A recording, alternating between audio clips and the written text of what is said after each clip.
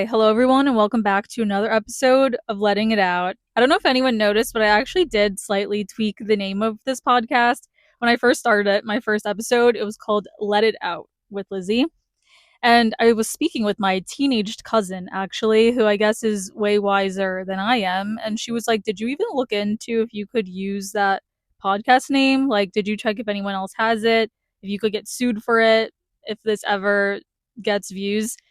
And I was like, no, I actually haven't because first of all, it's really small. Like, I don't think that's something I need to worry about right now. And also, my name is in it. Like, it says "Let It Out" with Lizzie Dushaj with my full name in the title. That's how I've been putting it on YouTube and Spotify. And she was like, no, I'm pretty sure I've heard other people say that they've still gotten like sued even with their name included. So you should look into it. So I asked my trusty friend, Copilot, which, by the way, if you are a chat user, Copilot is so much better. And this is not a Copilot ad. And actually, I know a lot of people have been putting AI and chat on their outs list for 2026. And I'm so sorry to tell you guys this, but it's actually not going anywhere. It is very much in. I'm so sorry. I know it is bad for the environment. I know it's probably going to ruin the entire world, but saying that it's out and telling people to stop using it is the equivalent of going back to the year 1998 and protesting for the internet to be dead and stop using the internet because it's going to be so bad for society and the environment. Yes, of course, that all actually happened to be true. It is very bad for us, but it was already out there and there was no putting it back in. It was only ever going to get bigger and stronger, and ew, I should stop saying I fear in 2026, but I fear that the same thing is going to happen with chat. And they are actually putting limits on it. So, like, I'm following the limits that they tell me. They only let me upload like 2 things a day. I follow the rules. I don't pay for the extra membership to like go crazy on it. And it genuinely helps me with a lot of stuff. Anyway, I asked Copilot about this podcast name situation, and she was like, this is really only something you'd have to worry about if your podcast ever like starts picking up and more people know about it and becomes an ongoing threat, which let's see if that ever happens. But just in case, there actually is another podcast called Let It Out. I forgot the name of the woman who hosts it, but it's actually very well established and it's been around for over a decade or something, and it performs really well. So since she has that like known brand with the words "Let It Out," she technically would be able to sue me according to Copilot if she ever found out about me, and if she wanted to, like, she would be able to sue me because she's built a brand with these words. So I was like, you know what, let's just play it safe and change the name to Letting It Out. Who No one cares anyway. But I've also decided now that I hate the name of it. So when I upload these to YouTube, I'm just putting like slash episode and I'm not including the name over and over. Today, ironically, I actually want to keep it in a little bit and not let it out too much and not overshare too much, because I feel like I've been doing that a lot, which, yes, that's the whole point of this. And it's been really fun and I'm enjoying it so much, letting it out. But we do need like our first ever episode being fun and lighthearted and just chatting about my ins and outs of 2026. January for me is all about the new year. I know maybe you've moved on from this and you're like, Lizzie, it's the middle of January. Let's move on from this new year stuff. Sorry, it's still new year time until February. And actually, I saw recently, well, I knew this, but I was reminded of it, that the Chinese New Year starts in February. I forget the exact day. And I don't know if you've been seeing all the talk about like how we're still currently in the year of the snake and then this new year is the year of the horse. So many people have been posting that like we're now in the year of the horse. We're actually not. It doesn't come until February. So if you've been feeling like your January is still not off to the best start, let's change our practice to now start the new year during the Chinese New Year, because they seem like they actually have a method to the madness. Like, we start the new year and we're like, new year, new me, January 1st, that's it. They have a whole new message for every year, and I really love it, and I'm taking it seriously. They said that the year of the snake is all about shedding, and it should have been a hard year, and it was the year about building behind closed doors, and nothing was really like taking off yet, but you were going through all the hardship and the struggles to then enter the year of the horse, where you're gonna start running at full speed and like all this power is coming and all this strength is coming and you're kicking through the door and it's gonna be the best year ever. So now I guess I am following the Chinese New Year and not the traditional start of the new year because I like what they have to say better.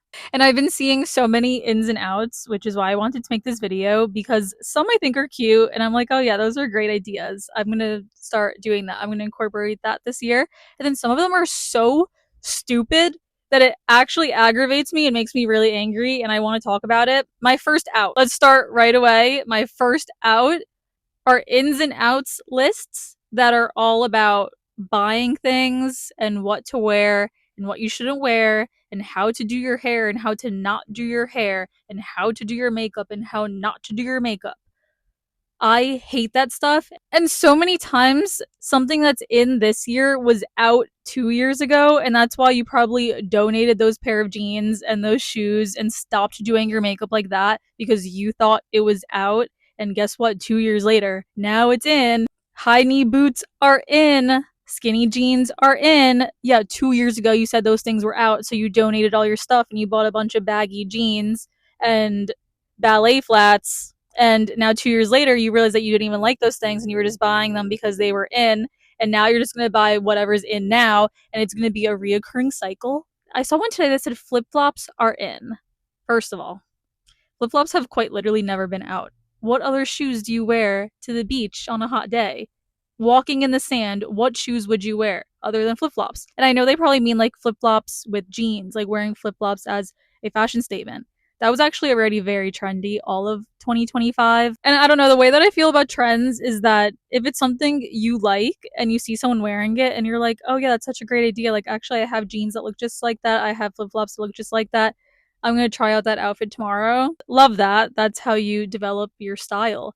But if you are just being told like flip flops are in, Hailey Bieber's wearing flip flops with jeans, now I need to wear flip flops with jeans because that's what's in. I can't wear my sandals anymore because sandals are so out. Only flip flops are in, and you're more so doing it because you feel like you have to. And if you feel like, oh, now that flip flops are in, if I wear my Tory Burch sandals from 5 years ago, like that's so cringe and so embarrassing. Literally, no one cares. And then when Tory Burch sandals are in 5 years, you're gonna have to go out and buy another pair of Tory Burch sandals because you became a prisoner to trends and feel like you can only do and wear what the trends are telling you to do. And you know what would have been so much cooler if you always kept wearing your Tory Burch sandals and then they become the biggest trend of 2028 and you can be like, oh well, I was always wearing them, haha guys, you're the copiers now. I started this trend. It's just a random example. I don't know if Tory Burch sandals are ever going to take over the world again, but if they do, you heard it here first. Remember this being a big topic with the Gucci belts? Everyone was like, Gucci belts are so cringe. Oh my gosh, like if you're still wearing a Gucci belt, what are you doing? Are you okay? And now it's like cool if you wear a Gucci belt because you're defying the norm. It's like, oh my god, like I'm wearing a Gucci belt even though they're so out of trend. So now it's like becoming cool when you do things that other people think are tacky because you're the only one doing it. And then the cycle's going to keep repeating, and then that becomes a trend again. So my whole point with this is just wear whatever you want. You don't need to go out buying stuff all the time. And if you do want to follow trends, you most of the time can follow it to some degree with stuff you already own. Now, I've always been somewhat of a minimalist myself, not by choice, because I kind of just grew up with like not shopping that much. I would only ever buy clothes like around my birthday when I was getting birthday money or Christmas money. I would go shopping and then like I'd get a few new things, and then when I started working, I would go shopping like here and there. But I never really grew up with that mentality of like just buy, always buy. So I'm really grateful for that, at least, because I don't feel the need to like constantly shop all the time. I like to buy things that I know I'm going to wear a lot, and I definitely don't see any shame in re-wearing stuff at all. I re-wear stuff like crazy. Okay, so let's officially get into my list. I do want to have the first in having a uniform, which means that even though you might not be wearing the same exact outfit every single day. You have an outfit structure that is so true to you. And when you go shopping, you know that these are pieces that you're always going to love and you're always going to wear, and you're going to be able to form so many outfits with it because these are pieces that are so true to you. For example, I guess not right now because it's really cold out and I actually struggle on how to dress when it's cold out because I don't know what to wear when it's cold. But for the warmer days, my outfit uniform is something mini. I love mini things on me because I'm really short, so I feel like it looks best. So I like to wear a mini skirt or mini shorts and then some form of ballet flat. And then I like a loose top, whether it's a sweater, a loose t shirt, a slouchy off the shoulder top. I know that those are tops that I'm always going to feel confident in, and it goes really cute with my mini skirt or mini shorts and my ballet flats. So I have so many mini skirts and ballet flats in my closet because I know that those are things I feel confident in. And it's also just cool that it's like my uniform. Like people could look at an outfit of a sweater, a mini skirt, and flats and be like, that's such a Lizzie outfit. And I just think that's really cool and chic. It's so chic to have a uniform outfit. Like one of my closest friends in LA, she's the most gorgeous, like 5'10". She has black pin straight hair, blue eyes. Her uniform was that she was like always dressed so model off duty, I guess you would say. She was always in like tight, long sleeve, black tops. Whenever we would see like a onesie, I don't even know how you describe that, like one of those like tight jumpsuit, pantsuit, we would like, that's so Sabrina because she always had this like full black tight outfit on, and it was her. So whenever she would go shopping, she would always buy like black bodysuits or tight black dresses or tight black boots, black heels, and like these were just her. And I think it's so cool that like her friends could go into a store and see this like black jumpsuit and be like, that's so Sabrina. I don't know, I think that's really cool and chic. And you also have to go shopping a lot less because people won't even realize like if you're re-wearing something or if it's new. You could mix match stuff so much and no one will even question it because they're like, yeah, like that's a Sabrina outfit. Shout out to Sabrina. My boyfriend actually does the same thing, but he kind of overdoes it a little bit that it like actually drives me crazy. He does this with brands. So he goes through these phases that he's obsessed with brands. When we first met, it was Off-White. He was only ever in Off-White sweaters, Off-White t-shirts. Every single time I saw him, I saw that Off-White label. Like it was a part of him, was this Off-White label. He also had a Supreme phase that he did the same thing with Supreme. He had a Life of Pablo phase. If you're a Kanye fan, me and Chris were both huge Kanye fans before he went absolutely crazy. So I don't know if we'll ever be able to go to a concert now, but he had a Life of Pablo phase. And then if you follow me now, you might know that he is currently in his gallery department phase. He only wears gallery department hoodies, gallery department t-shirts. If you look through his closet, it's the entire rainbow of gallery department shirts. If you actually just keep pushing through his closet, you're just going to see gallery depth, gallery depth. It actually looks like a cartoon. And I don't really love this for him because I don't like that it's associated with a logo because eventually he is going to get sick of that logo. He actually currently is getting sick of it. And his new era is going to be like plain sweaters. So this is really exciting. Another in I have for the new year, if you're not doing this already, or if you don't even know that this exists, time limits on your apps. If you go to the screen time thing in your settings of your phone, you can add time limits to each app. I've had a 2-hour time limit on TikTok for the dawn of time ever since TikTok has been created. And I go over it almost every day, but it at least tells me, like, you've been on for 2 hours, time to chill out. Like, if I get that warning, like, you have 15 minutes until you reach your 2-hour limit at like 11 a.m. in the morning, I'm like, whoa, Liz, like, what are you doing? Today, read a book, go work out, go on a walk. Like, at least it's reminding me, and I have an idea of how much time I'm spending on my phone. I know some people do this in like such a strict way. They'll put 30-minute limits on each app, and like once they get that limit, they actually lock out of it for the day. I can't do that. I love social media. I love being on my phone. I love screen time, but I do need to lower it a little bit. which is why I want to know like how much I'm doing, because if I didn't have that limit on, I think I would easily be able to spend like 6 hours on TikTok in one day. So that's a problem. So at least I want to know how much time I'm spending on there. I check my screen time all the time. For a while, I was averaging something really scary, guys. I don't even know if I want to tell you. But lately, my average has been like 3 hours lower than that crazy number. Is it still significantly higher than majority of people? Yes. I rack up most of my screen time hours at night and in the morning. Like, I have to scroll a lot to fall asleep. But what I can cut down on is the morning thing. Like, if I wake up earlier than I'm supposed to, instead of just either one, going back to sleep and getting more sleep, or getting up at that early time, I don't know why I can't sleep in late. So I'll wake up at like 6 a.m. often for no reason when I like don't need to be up that early. And I'll just lay in bed scrolling for 2 hours. I'm like, I'll get up at 8. And I just spend like 2 hours on my phone. Like that's disgusting. So that's something that I've been trying to cut down on, and that's usually when my limit helps me out. Okay, another in I have is doing things for the first time. I think this is a really fun one, and it came to me because I went skiing for the first time. Not recently, this was actually like a few years ago, but me and my friend were just talking about it. And like now that skiing experience is something that I talk about all the time. I always reference it. It became such a funny story. Basically, I tried skiing a few years ago because I've never been skiing. And this is when I was in college, and I was finding out that it's like an incredibly common thing for people to know how to ski and snowboard.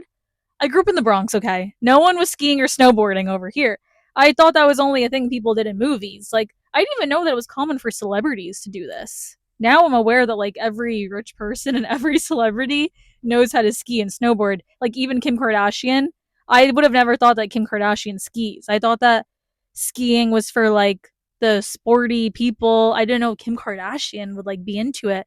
But it's definitely more of, like, a class thing. Like, the higher the class you're in, you likely ski and snowboard. So I wanted to try it really bad. I went with my friend who was pretty good at it. She's been snowboarding since a kid. We went to some mountain in Jersey, and I was terrible at it. I literally could barely get down the bunny hill. I was terrified. I kept falling. It was like the most scared I've ever felt in my whole life. But it was so fun to just try something new. Like, if I didn't randomly decide that I wanted to try skiing one day, I quite literally still, 27 years of my life later, never tried it and never been to a ski resort and never knew what it felt like to go up a ski lift and look down at a mountain and get hot chocolate up on top. Like, those were all fun things that I've always only seen in movies, and I got to actually experience it in real life once just because I decided that I wanted to try it one day. And unfortunately, I was terrible at it and I never did it again, but it became a really funny story that we talk about all the time.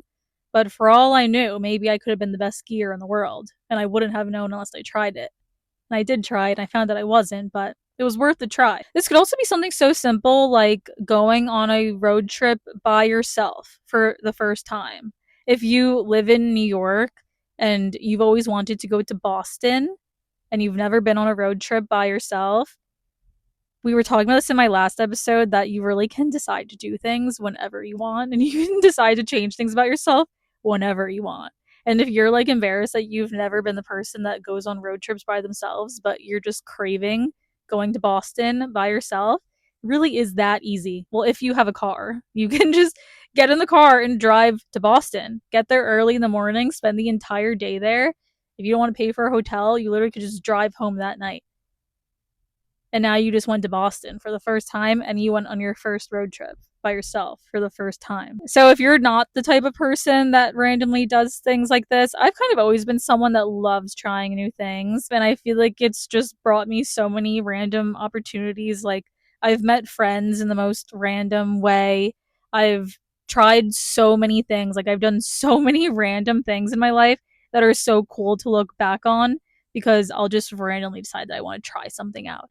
And I think it's really fun, and it makes you more interesting and more confident in doing things by yourself and like more willing to try new things. So this year, try doing things for the first time. Maybe you want to go scuba diving for the first time. Maybe you want to ride a motorcycle for the first time, go on a roller coaster for the first time. try an oyster for the first time, try caviar for the first time, get a bob for the first time, anything. It could be literally anything. Just especially if you're like in your 20s or 30s and you've been alive for quite some time now and you still haven't tried something, try it. If you're a teenager, which actually I have 0 teenage listeners, so in case a teenager randomly decides to listen to this, if you're a teenager, it's a little bit more difficult to do this.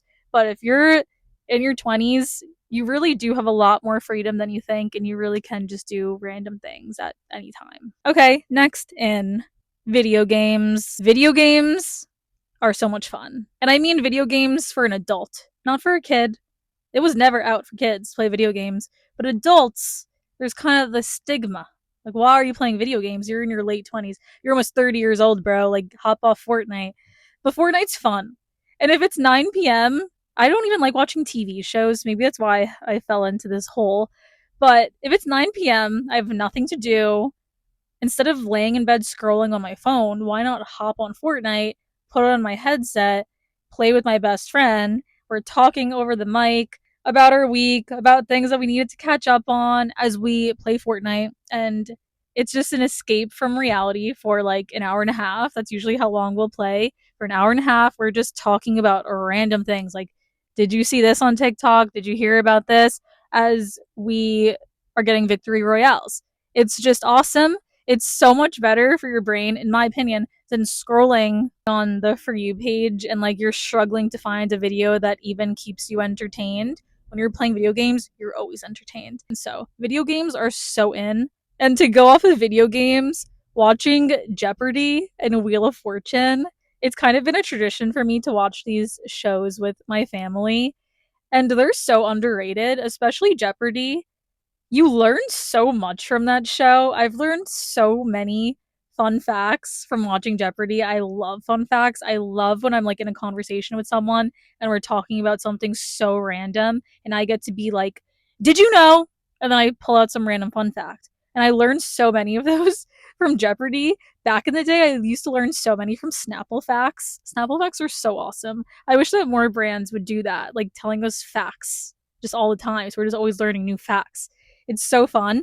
And when you're watching Jeopardy, it's kind of the same thing as video games. Like, you're really thinking. Like, your thinking cap is on. They're asking these questions, and you're like thinking, like, oh my gosh, do I know this? What could it be? And then, even if you didn't know it, that super smart person that somehow knows everything answers it correctly. And you're like, how the heck did they know that? And then it makes you just like have this desire to learn more. I love Jeopardy. I want to go on one day. It's my dream. A lot of people are like, I want to go on Dancing with the Stars one day. It's my dream. My dream is to go on Jeopardy or Wheel of Fortune. Wheel of Fortune is so much fun. I would kill it. I know if I went on Wheel of Fortune, I would win because I've been watching it every single day my entire life. I've always been so good at it and I want to go on so bad. It's also just so fun to see these like real life people win money. It warms my heart. Okay, next in, I've been seeing everyone say this, so I wasn't going to mention it, but Irish exiting is awesome. And honestly, I feel like it's gotten to a point that it's like actually socially acceptable at this point because it's like, oh, I don't want to say anything to her for leaving so early because what if she was sick? What if something happened? What if she was having an emergency? So no one's probably even going to say anything to you about it. But on top of Irish exiting, it's also so in to just leave somewhere that you don't want to be. I used to be like this. If I was in a situation I didn't want to be in, I literally would just get up and out and leave because I was uncomfortable and I didn't want to be there. And recently I caught myself in a situation that I know old me would have got up and left, but I didn't. And after the whole class finished, I was like, why did I not just get up and leave? Let me tell you what happened here. So, as you know, I've started Pilates recently, but I can't go that often because I don't live that close to a studio that I love. So, whenever a new studio appears on ClassPass that's closer to me, I always try it out because I'm like, that'd be great if I go here and I love it. And then I have a studio that's closer to me. So I tried a new studio recently. It was my first time going here, so I didn't know that it was going to be a street that you have to pay for parking on because this was in Westchester, New York. Like, it wasn't in the city. So I didn't prepare for that. I park. I saw that I had to pay a different app because I'm so used to the NYC parking app that I didn't have like the Westchester parking app. So I download this app. I pay for my parking. I still walked inside the class 1 minute early. 1 minute EARLY. Not 1 minute late, 1 minute early. And the instructor is already teaching the class as I walk in. So I'm like, oh my gosh, did I walk into the wrong studio? Did I walk in at the wrong time? I double check my app. I was there 1 minute early. I walk in and I'm like, oh, I'm so sorry that I'm late. And she just goes, you can put your stuff down in your reformer and just get on. So I get on. She doesn't even ask me, do you have injuries? How tall are you to adjust my reformer? Anything like that. And I've been going to Pilates for a while now, guys. Usually the limit is that you can be 5 minutes late. Not even so 1 minute early is just baffling that she was like that upset that I was 1 minute early.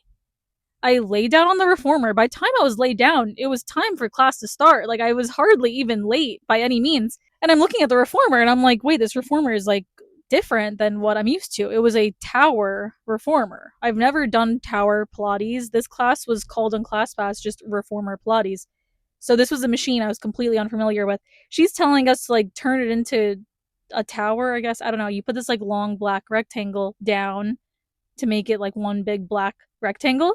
And I've never done this before. So when she was saying like to do this, she was using terminology that I didn't know. Like I didn't know what to do. I had to like look and wait for the other ladies to do it. I put my thing on and she immediately was like, you don't have it in the right place. It's still going to move. So I'm like trying to look at other people. They're already like laying down their machine. So now I'm behind because I'm like, wait, what did I do wrong? Like I don't even know what's happening. So that was like the first thing. Then I laid down on my tower and she goes, okay, now reach back and put your hands on the 12s. Everyone else just immediately put their hands on the 12s, started telling us to do something. Meanwhile, my hands were still not on the 12s because I don't know what the 12s are or where the 12s are. So I'm looking back and she just keeps going, Lizzie, the 12s. Lizzie, the 12s. The 12s. And I'm like, where are they? And she goes, they're right there. Thank you. What does that help me with? I was so stressed out in this moment. And when you're so stressed out, you're like not even thinking rationally. You're like frantic, like, oh my God, where are these 12s? I eventually see where the 12s are. Like what she meant was that the black bars, and then on the black bars, there's like measuring numbers. She could have said, like, grab the black bars and put your hands around where the number 12 is. So the 12s, like, what does that mean? So I was already really stressed out. And I feel like just from there, for the rest of class, she has kept getting so angry when I didn't know where something is. Like, there was 2 different forms of straps, which I'm only used to, like, one set of straps when I do Pilates. So I grabbed the wrong straps and she just was saying to me, like, wrong straps. You have the wrong straps, Lizzie, in like the rudest tone. And I genuinely was so uncomfortable. In this entire class, all I wanted was to get up and walk out so badly because on top of her being the rudest instructor alive, it was also a bad class. Like she wasn't having us doing anything challenging. The most challenging thing about this entire class was setting up the machine and all the different ways that she was having us change the machine every 5 minutes. But the actual workout was so easy. Like I wasn't even getting a workout in. It was an hour-long class of me getting bullied by this instructor, just nonstop. Like, Lizzie, what are you doing? Lizzie, wrong form. She also, sorry, I'm getting passionate about this now, because usually when you first enter a class, instructors will ask you if you have any injuries. And I don't have any injuries, but for some reason I can't C-curve my back. There's this move in Pilates and they say to C-curve your back, and it basically just means like hunching forward, kind of. And I don't know why I can't do that. Like my back is just super straight. I can bend it backwards to do like a back bend, but if I'm trying to like reach forward and bend it, it can't create a C curve for some reason. I've had a different instructor like actually explain to me like why this might be. I forgot the reasoning. But usually if I start with a new instructor, I'll always tell them this, like, I don't know why I can't C curve my back. So if we do some type of like sit up or something, I have to like adjust it. And usually instructors are really open with adjustments, but whenever I would try to adjust something, she just kept repeating to me like, you're doing it wrong. I've never had an instructor act like that before. Usually they can like kind of pick up on the fact that you like just physically can't do something, or maybe you just don't want to do it. They don't force you to do it like that. She was extremely rude. The second I walked out of that class, I hopped on ClassPass and I gave her a 1 star and I wrote all this out in extreme detail. And I checked back like 2 days later to make sure my review was there. And my review was not there. So that's why I got tricked into going there in the first place, because I was seeing all these good reviews because they're hiding their bad reviews. But the whole drive home after that class, I was like, why did I not just get up and leave? Like I wanted to so bad There was only 4 other people in the class. I never intend on going back there ever again. The instructor was so rude, so I probably would have liked for her to know, like, I'm getting up because you're making me uncomfortable and don't do this to people again. But I held back and I couldn't do it. I was like, no, like that'd be so embarrassing. Like, what are the other ladies in the class think? Or like, what if she says something to me on my way out? It's not like she's gonna lock the door and not let me out. Maybe she would have said something like, Lizzie, where are you going? Oh my gosh, don't do that. You're so rude. Maybe she would have. But it would have been so worth it. I would have been so much happier walking out of there and knowing that I did not let someone talk to me like that and be so rude to me and waste my time. I wasted an hour of my day doing this terrible workout, and she was rude to me. Why did I not get up? So, on top of Irish exiting, it's so in to just get up and leave when you don't want to be somewhere, or if you feel disrespected somewhere. Maybe you're at an event and like everyone's being really rude to you and you're like, I have to just stick it out till it's over. No, if it's not bettering you in any way to be there and like it doesn't matter and the people in this room like don't matter, and get up and leave. The last in, because I've been taking a long time on these, is giving yourself something to look forward to every day, whether it's just something really small like making a coffee in the morning. So if you love making your coffee in the morning and you see all those cute coffee stations on TikTok and people that have all these different coffee flavors and all these different ice shapes and cute glasses and cute straws, like that's what's going to make you excited to wake up in the morning and you'll look forward to every day, like making your cute coffee. That's such a worthy investment. Something for me that I love and I look forward to every day is drinking tea solely to read the quote on the tea. I actually bought a bunch of tea bags when I was in Greece. So the tea bags are in Greek. And every day that I read one of these quotes, I have to send it to Copilot and ask it to translate it from Greek to English for me.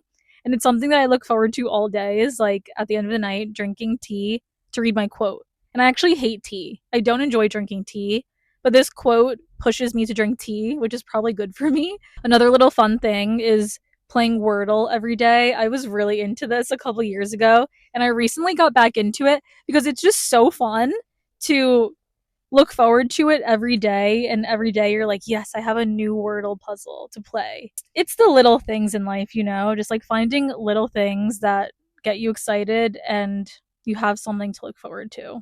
That's what life's all about, right? Just having things to look forward to. Okay, now we're on to outs. I do like to focus more on ins than outs, because ins are things that you can like work on and maybe will improve your life in any way. Outs are usually just like opinions, like I don't like this. It's an out for me. And maybe something that's an out for me is an in for you. Like the people that say like skinny jeans are out, but you love wearing skinny jeans. Like, who am I to say skinny jeans are out? Or when people say matcha is out, like, what do you mean? What about the people that have always been drinking matcha and love matcha? It's not out. It's out for you. With that being said, my first out is social climbing. I get secondhand embarrassment when it's like apparent that someone's social climbing. When I was living in LA, this was like very apparent. I lost one of my friends in LA because she chose someone that has like social clout over me in a situation. And like, where did that get this person? Like, her now being friends with this person just because they have a bunch of followers isn't improving her life in any way. Like, okay, you're friends with someone that's really cool and successful, and you're friends with them. They're the cool one and you're their friend. Like, there's just nothing cool about social climbing. I feel like I see it a lot on social media today too, that you see like once a specific influencer starts blowing up, everyone suddenly loves them and they're always with them, and they go to these events and that's the only person they post with, and they always have to make it sure that like you see that that really cool person is in the back of their photo.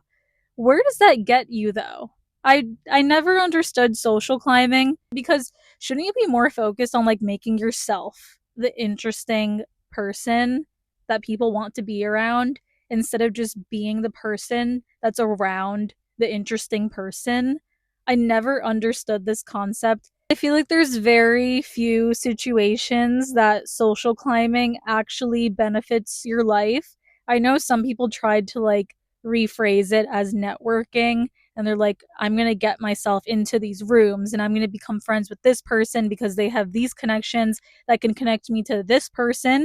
And it's like, is it really getting you those connections, or are you just trying really hard to surround yourself with people that you think are cool? And you're not prioritizing your actual friends, and now you're just becoming a groupie. You just constantly want to be around successful people, but you're not really doing much yourself other than being the person that's friends with successful people. Do you know what I mean? This is really apparent in LA and social media, but it does happen in real life too, especially when you're like in school. There might be like a popular crew, or even just like in your city, like there's a popular crew and everyone feels like they need to be where that crew is. Why? I never understood the whole concept of this. Even when we were just in Palm Beach and me and Chris were watching that show, Palm Beach Members, whatever it's called, the whole point of the show is like the Palm Beach social circle, and these ladies are like fighting for their lives to be like the most relevant in this circle and to make connections, to be at a certain members club, to be around these people. But why? Like, what do you gain from social climbing? There's very few situations. Like, maybe you kept putting yourself in these situations, so then you ended up marrying someone from that group, and now you're set for life. That's a great example of how it could work. But I feel like most of the time, people aren't even getting that end result. Or maybe you have a business and you're like actually trying to get these people as clients to your business. Most of the time, that's not the case. Most of the time, it's more of an ego thing, and people just want to feel cool and with the cool kids. And that's so out. I don't know. That's my thought on that. I know some people probably don't agree with that, and they're like, no, you should do that. That's how you make connections, and that's how you grow, and that's how you do this and you do that. I guess it's like the whole like Jay-Z dinner with Jay-Z or $1 million conversation. People have these like whole reasons why they would rather choose dinner with Jay-Z over $1 million because they say that connections are more important and all that. I don't really agree. I would take the $1 million. So social climbing is out. Next, out. Telling people they look like someone else. This happens to me a lot, and I don't enjoy it, and I know that other people don't enjoy it either. I'll just be living my life, having a great day, and then someone tags me and says, "You look like," and they tag some like random celebrity I've never heard of in my life. I then go to this celebrity's account. I don't think I look anything like them. Now I'm having an entire identity crisis. I'm looking at myself in the mirror and I'm like, do I know what I look like? That person looks nothing like me. Is this how people view me? And then the next day, someone's telling me I look like Olivia Rodrigo. And I'm like, wait, Olivia Rodrigo is gorgeous. Do people think I look like Olivia Rodrigo? And then the next day, someone's telling me I look like Sydney Sweeney. So I'm like, wait, do I look like Olivia Rodrigo or do I look like Sydney Sweeney? What do I look like? It gives you this terrible face dysmorphia, especially if you're getting told this all the time. And I honestly think there's like very few situations that people mean it as a compliment. Very rarely. Obviously, if you tell someone they look like Megan Fox, that's a compliment. But most of the time, when people do this, like you look like, it's like some random person that, like, it's not really a compliment, and there was no need to say it. It adds nothing to the conversation.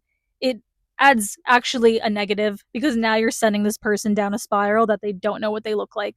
So let's stop telling people they look like people in 2026. Next, overstaying at a cafe / working from home at a cafe. This enrages me. And don't say that, oh, you just don't understand. You don't have a work from home job. Yes, I did actually for 3.5 years, and I never would have ever dared to bring my laptop to a cafe and take calls in a cafe that only has 5 tables, and I'm now turning it into 4 because I'm stealing one of those tables for the entire day. So when people actually come into this cafe because they want to have coffee and a pastry, they have nowhere to sit because all the tables are taken by people working when they probably lived down the street and could have worked at home. This gets me so mad. I spoke about this on TikTok like over a year ago because I witnessed this happen firsthand. I was at a Whole Foods in LA. I used to have to walk like 45 minutes to Whole Foods. So I would do all my groceries, I'd go to the hot bar, I'd get my food, and I would want to sit at the tables to eat my hot bar food before I either walked back or Ubered back because I was hungry by that time and I didn't want to wait till I got home. and I would go to sit down, and all the tables would always be occupied with people sitting there. First of all, why are you working from a Whole Foods? Last place you should work. That's a supermarket. And there was one time that I was there. There was a table that had 4 chairs or even more. This was a while ago. It was like a big table. And there was a bunch of construction workers who were working on the site, got their Whole Foods hot bar, and had to stand up eating because there was a girl at her laptop at a large table of like 5 chairs. And she saw these construction workers standing, hovering over their hot bar food plates to eat, standing while they're probably on their like 30-minute lunch break while she sits on her laptop at a 5-person table. And I guarantee you she probably had somewhere else to work from. I just find it so rude. Even if it's not work related, me and Chris were just at a cupcake shop in the city. And like when we go to food places in the city, we almost always have to eat there because we live pretty far from like Soho. Like we can't just get something from Soho and then bring it home. Like it would be cold by the time we got home. So we went to this cupcake place. There was again like 4 tables. Almost every single table was occupied by people just sitting there talking. We're not eating cupcakes. So the people that do want to come in and buy a cupcake to eat have to eat it standing up in the cold outside while these people are inside gathering over a tea. Like, what are you doing? What are you doing? You have to be considerate for other people. Being considerate for other people is so in 2026, and not working at cafes and not hogging up tables at food places. Next. And next. This one I like shouldn't even say because I know this would never go out in a million years. But sports. I hate sports. I think sports are fun as like a, yeah, let's watch the football game. But making sports your entire identity and obsessing over sports, I'm talking to you, Chris, my boyfriend, watching sports when you're out to eat, getting angry over sports, getting so involved in sports that you're like, I have to watch this game that day. I can't come. Ridiculous. It's ridiculous. Nothing is that important. People you see on the screen are not that important. I'm sorry, it's just not that important. Unless you're on the team, it's not that important. Ooh, this one I feel passionately about. You know what's out? Having to post Instagram stories for your friends' birthdays. And I don't mean this in a hater way. I love my friends. I text them individually. I call them. I will 100% certainly attend their birthday party. I will get them a gift. I will hug them and I will love them. But having to make an Instagram story for every single person's birthday is a little outdated. When we were in high school, I get it. I don't feel the need to do it anymore, and I don't want to feel like a bad person if I didn't make an Instagram story for my friend. Like, what if I don't want to post a picture of us from 6 years ago and write like an emotional message over Instagram story when I could just text you directly and speak to you? It's your birthday, and this is from me. It's from me to you. Why does the general public now need to get involved in this? The pressure of having to post for every friend and writing them all like a public message, it's out for me. It's out. Don't want it to be like mean. I just want it to be out. I just want it to be done with. And I'm sure other people feel like this too. Oh my god, another out that I'm really passionate about. Courses. I don't think that any of the people that watch me probably sell courses because you're like too busy scamming people online with your courses to like sit down and watch my podcast. So I more so want to tell you guys to never, even if your life depends on it, well, if they're making it seem like your life depends on it, never, and I'm begging you, please, never, ever, ever, ever fall for someone's course. If someone's selling a course, how to be successful on social media, how to do your makeup, how to start a business, how to find an apartment. I don't know, there's courses for freaking everything these days. I promise you, there is no, and I repeat, there is no information that that random person who sells courses knows that Copilot and Chat GPT do not know. There is nothing. There is absolutely nothing that that person selling a course knows that AI does not know. We have never been so lucky when it comes to education and have so much opportunity to learn anything we want at any time than we are now. If you want to learn how to grow your social media, you simply can ask Copilot, look up on TikTok how to grow my social media, there will be countless videos. People with actual experience you can learn from. I'm sure Alex Earl even has a video giving tips. Like people that have actually lived it and done it, I'm sure have put their advice out there for free. And then if you do want those like actual nitty gritty facts, I'm sure Copilot and chat know even more than the random person selling the course. Courses are so out. They should have been out a long time ago, but like they're out like never before now. They've never been this out. I want them to be so out that the word course is banned from your social medias. Like you actually go into TikTok and in the filter of the For You page recommendations, you filter the word course. Every time you see someone selling a course, you block them. We want courses to be out like they've never been out before, as out as they could possibly be. We want to put the course sellers in a rocket ship and ship them out. That's how out they are. I missed a big in. Buffets. Buffets are so in. Buffets and self serve food places are my favorite thing in life, and I feel like there just needs to be more. I feel like we need to enter a time period where like self-serve salad and bowls places is like more popular. Like there's so many bowls places in the city everywhere, but there's none that are like a self-serve bowl. Like imagine a self-serve Chipotle and then it gets weighed like frozen yogurt. Obviously I know there's a lot of like nuances that would need to go into that. But something like that, I love buffets. I love being able to choose exactly how much I want to eat of something. I love getting little bits of everything, like a Whole Foods hot bar, but just like more of those, like more options than just the Whole Foods hot bar.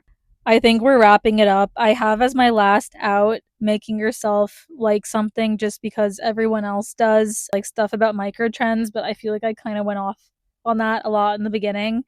But something that really encouraged me to like put it on this list was that I saw that Nike slash Skims was doing the Tabby sneaker.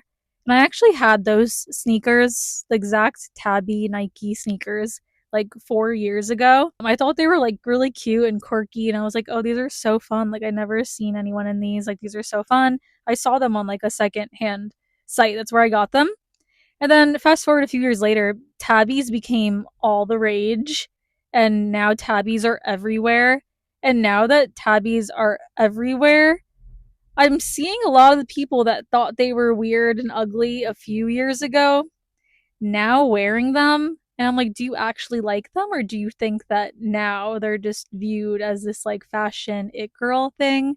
So you're making yourself like them, but like deep down, you do think they look weird and like hooves, and like you don't feel comfortable when you're wearing them. Anything that's like that, then maybe you just shouldn't be wearing it. If you genuinely love it and like it, and you just are only finding out about it because of this trend, go for it, get it. But if you feel like you're wearing something you don't want to wear just because you are convinced that like it will make you cooler, that's out. And there's going to be millions of tabbies in the landfill soon.